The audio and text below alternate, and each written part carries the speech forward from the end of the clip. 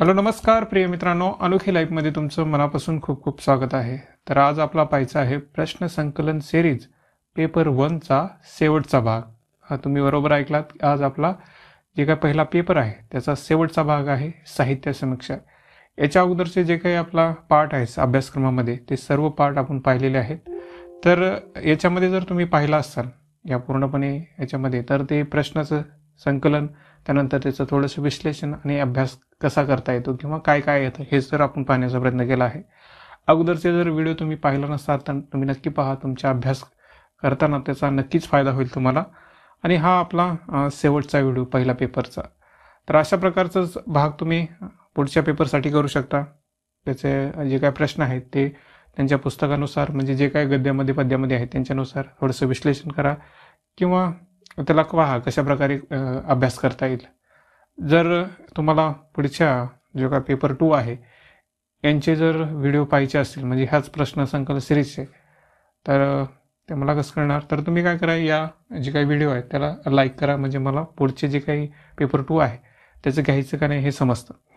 तर सुरुवात करूया आपण. जसं तुम्हाला दिसत आहे समोर अभ्यासक्रम हा भाग आहे कशाचा, शेवटचा याचा. तर तुम्हाला खाली सेक्शन बी पेपरमध्ये लिटरसी क्रिटिसिझम दिसते, nature and function of literature, evolution of literature, nature, objective method of criticism आणि लिटरेचर, कल्चर आणि सोसायटी. जर याला मराठीत पाहिलं, साहित्य समीक्षा, साहित्याचे स्वरूप आणि कार्य, साहित्याचे मूल्यांकन, स्वरूप, उद्दिष्ट, समीक्षा पद्धती आणि शेवटचं म्हणजे साहित्य, संस्कृती आणि समाज. आता हा जो काही भाग आहे ना पूर्णपणे म्हणजे शेवटचा पार्ट, हा सगळ्यात महत्त्वाचा पार्ट आहे. पहा, अभ्यास करताना तुम्ही इथून सुरुवात करा.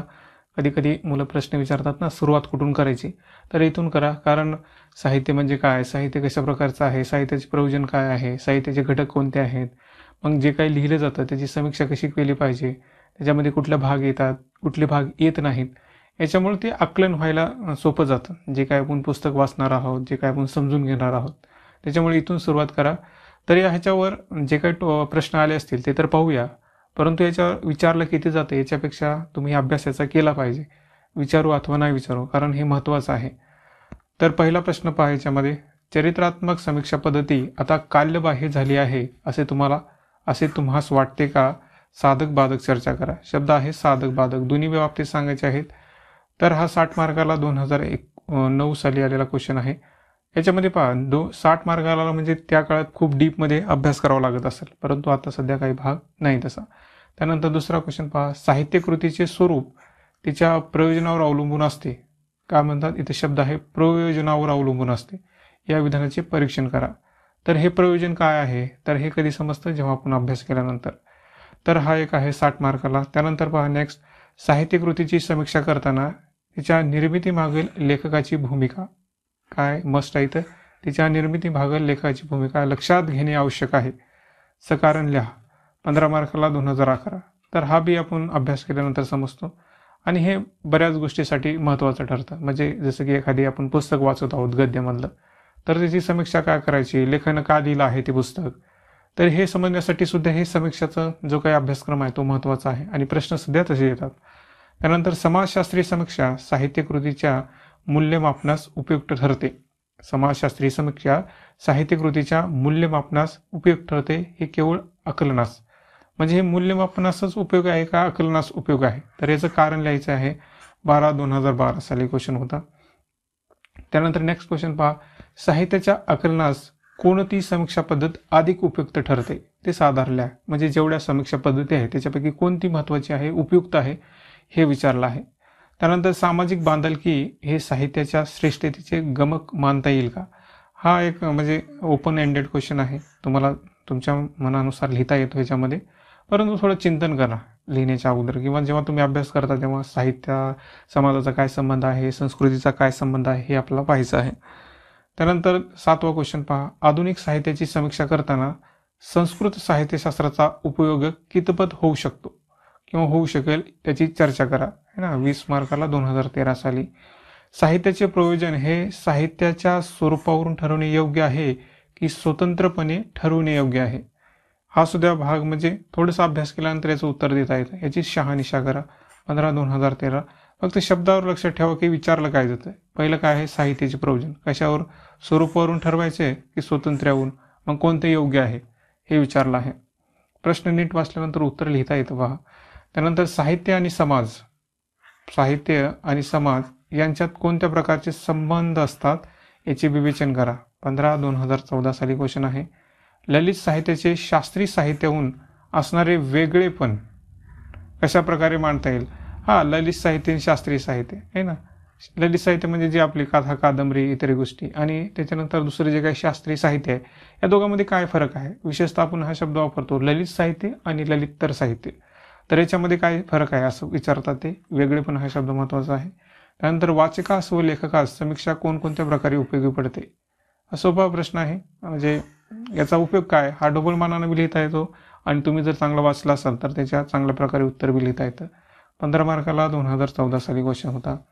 त्यानंतर आस्वादक समीक्षा ही समीक्षाच नव्हे, कारण फक्त समीक्षेचे 3 पायऱ्या असतात. त्याच्यामध्ये फक्त एक पायरी आस्वादक आहे.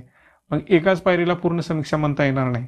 तर हे बराबर लिहिता येतं. या मताचा परामर्श घ्या. त्यानंतर साहित्याचे प्रयोजन कोणत्या कोणत्या प्रकारचे असते आहे ना. रिपिटेशन क्वेश्चनचा त्याचा थोडक्यात आढावा घ्या. 20 मार्काला 2015 साली. त्यानंतर नेक्स्ट पहा 14वा क्वेश्चन. साहित्याची समीक्षा ही एखादी साहित्यकृती अधिक चांगल्या तऱ्हेने समजून घेण्यासाठी आवश्यक असते. बरोबर आहे ना. मग तेच काय म्हणतं, स्पष्ट करा कशा प्रकारे. तुम्ही इथं मग जे काय पुस्तक आहे एखादं तुम्हाला जर माहीत असेल तर त्याच्याबद्दल थोडंसं विवेचन करा.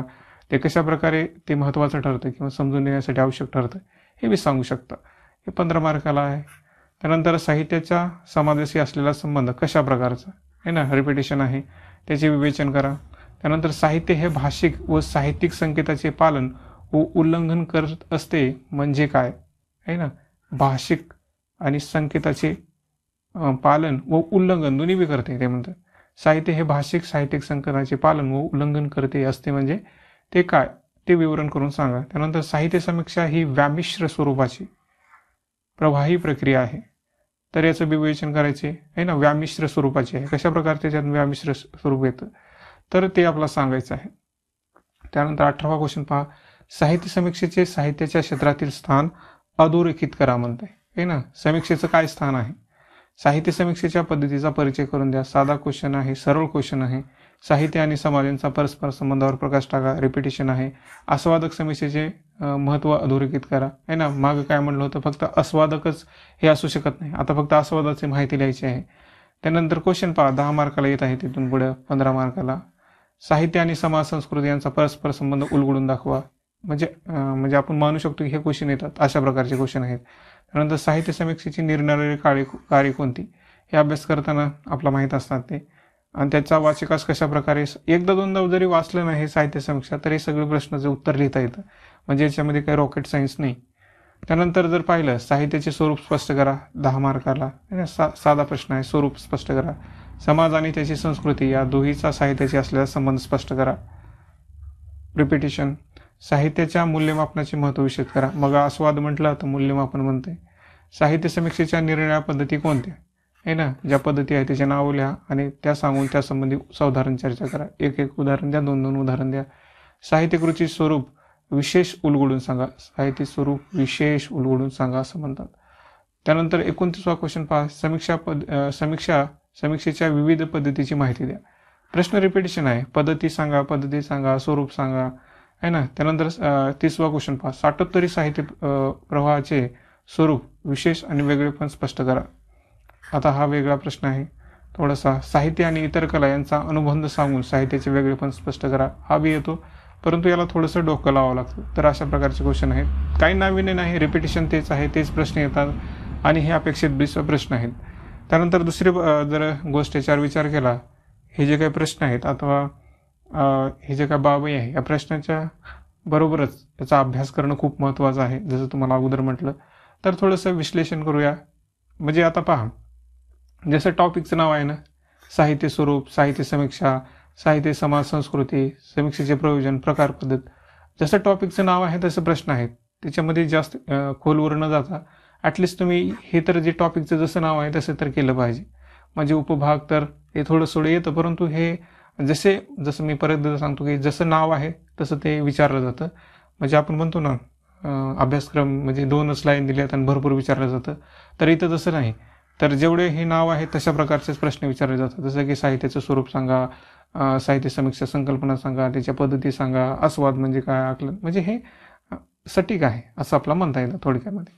तर इथं आणखी एक जर आपण म्हटलं की ह्याच्यामध्ये ठराविक प्रश्न विचारले जातात आहे ना. तुम्ही जर पाहिलं रिपिटेशन होतं, साहित्य समाज संस्कृती असेल किंवा समीक्षेच्या पद्धती असेल किंवा समाजशास्त्रीय समस्या असेल, हे रिपिटेशन आहे पूर्णपणे. त्यानंतर मग आपलं काय पाहिजे तर पायाभूत माहिती, जी आपल्याला माहिती असायला पाहिजे, जी आपल्याला अपेक्षित बी असते की ही माहिती आवश्यक आहे. कारण जसा टॉपिक आहे तसे प्रश्न विचारले जातात, मग तीच पायाभूत माहिती आपल्याला माहिती असली पाहिजे. साहित्य म्हणजे काय, साहित्याचे कार्य काय, हे ठराविक गोष्टी येत असतात, म्हणजे ठराविक भागच येतो ह्याच्यामध्ये. म्हणजे विशेषतः असं मोठं बी अभ्यासक्रम येत नाही किंवा डीपमध्ये बी ते खूप जात नाहीत असं बी म्हणता येतं. विशेष जर पाहिलं तर 10 मार्काला क्वेश्चन 2017 पासून येत आहे. तर हे विशेष आहे पहा. कमीत कमी 10 मार्काला तरी प्रश्न, जे आपण अनिवार्य भाग म्हणतो ना, अनिवार्य भाग, त्याच्यामध्ये हा क्वेश्चन सतत येत आहे. तर हे तुम्हाला तर केलंच पाहिजे. आणि तुम्ही सोडून दिला तर 10 मार्क जाऊ शकतात. तर हे जरा व्यवस्थित पहा त्याच्याकडे. आणि जर जास्तीत जास्त मार्काचा विचार केला तर कमीत कमी 35 आणि जास्तीत जास्त 55 मार्क बसलं जातं. तर इथं पुन्हा एकदा तीच आपल्याला तुम्हाला एक विनंती की समजून घेण्याचा प्रयत्न करा. PhD अथवा इतर मोठ्या त्या डिग्र्या करण्यासाठी प्रयत्न नका करू. कारण तसा केला तर तुम्ही जी काही लाईन आहे UPSC ती भटकता आणि जे विचारलं जातं त्याच्यावर सटीक न राहता दुसरीकडे काहीतरी करत बसता.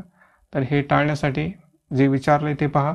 जे विचारू शकतात म्हणजे हेच विचारू शकतात ना, 11 वर्षात हेच विचारले म्हणजे हेच विचारणार आहेत पुन्हा. म्हणजे इथं बुद्धीचा वापर आणि सराव हाच महत्त्वाचा ठरतो. जर तुम्ही वर्षांच्या अनुषंगाने पाहिलं तर 2009ला 60, 10 60 आहे, 11 15 मार्काला, 12 32 मार्काला, 13 45 मार्काला, 14 65 मार्काला आहे, 15 50 मार्काला, 16 35 मार्काला, 17 40. आता पहा इथं कमी कमी झालं काही वेळेस, 2018 45, 19 55, 20 55. तर अशा प्रकारे या मार्काला प्रश्न येतात. तर हे जे काही भाग आहे आपण जे म्हणलो 35 ते 55 मार्कापासून प्रश्न आहे, परंतु 10 मार्काला तर अनिवार्य भाग येतो. तर त्यासाठी तर केलं पाहिजे ॲटलिस्ट. जर तुम्ही जर याला टाळत असाल तर टाळू नका, कारण हे सगळ्यात महत्त्वाचा पार्ट आहे. म्हणजे असं म्हणा की आपल्याला माहीत नसतं की आपण भाषेचे स्वरूप आणि कार्य पाहत असतो किंवा इतर थोडासा भाग पाहतो, परंतु हा बेस आहे. हे समीक्षा साहित्याचे स्वरूप म्हणजे काय, तर इथून सुरुवात करा. इथून जर सुरुवात ह्या जर गोष्टी समजल्या तर पहिला पेपर आणि दुसरा पेपर दोन्ही सोपं जातात. विशेषतः दुसरा पेपर, त्याचा पद्य असो गद्य भाग असो, कारण याच्यामध्ये जे काय अक्षर ओळख होते किंवा साहित्याचा सगळा भाग थोडा थोडा समजायला लागतो, समीक्षा समजायला लागते. त्याच्यामुळं जे काही पुस्तक वाचणार आहोत त्याची तुम्ही समीक्षा करू शकता. कारण प्रश्न कसे असतात, पूर्ण जे काही पुस्तक आहे त्याच्यावर एक प्रश्न असतो. त्याच्यामुळं जर त्याचं उत्तर लिहायचं असेल तर ते आपलं माहीत असलं पाहिजे, कशी समीक्षा केली पाहिजे किंवा कसे लेखक लिहितात, काय कारण असतं त्याच्यामागं. तर हा सगळा भाग आहे. तर हा आपला पहिला पेपर, याचे पूर्णपणे जे काही प्रश्न होते ते संपले आहेत. जर एखादा राहिला असेल, एखादा तुम्ही जर पाहू शकता ते जर राहिला असेल तर सॉरी, मला माफ करा त्याच्याबद्दल. पुन्हा जर कधी असा प्रश्न राहिला असेल तर मी ते पुन्हा करण्याचा प्रयत्न करीन. तरी पण तुम्ही स्वतः दुसरा पेपर करण्याचा प्रयत्न करा, अथवा जर पाहिजे असेल तर तुम्ही ह्या व्हिडिओला लाईक करा, म्हणजे पुन्हा मला समजतं. नाहीतर असा वेळ जातो याच्यामध्ये. आपण खूप दिवसापासून हे सिरीज करत आहे, जसं टाईम भेटेल तसं मी करण्याचा प्रयत्न करतो. तर अशा प्रकारचा भाग आहे हा. तर तुम्ही चांगल्या प्रकारे अभ्यास करा. विशेषतः प्रश्न काय आलेत पहा, अभ्यासक्रम काय आला पहा, त्याच्यानुसारच नोट्स काढा आणि तेच सराव करत राहा. क्वेश्चनचं आन्सर लिहित राहा. याच्यामुळे चांगल्या प्रकारे अभ्यास होतो. बाकी जर करत बसला तर मार्ग भटकंती होते. त्याच्यामुळं सटीक राहा आणि अभ्यास करत राहा. तर इथंच थांबूया. तुमची काळजी घ्या, स्वतःवर प्रेम करा. धन्यवाद मित्रांनो.